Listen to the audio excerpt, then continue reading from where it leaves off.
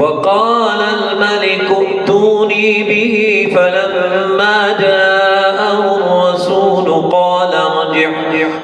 ارجع إلى ربك فاسأله ما بال النسوة اللاتي قطعن أيديهن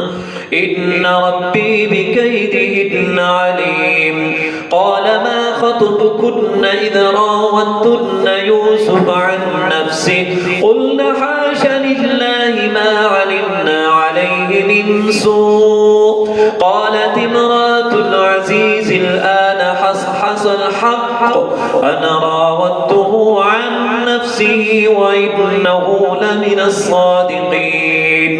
ذلك ليعلم أني لم أخنه بالغيب وأن الله لا يهدي كيد الخائنين.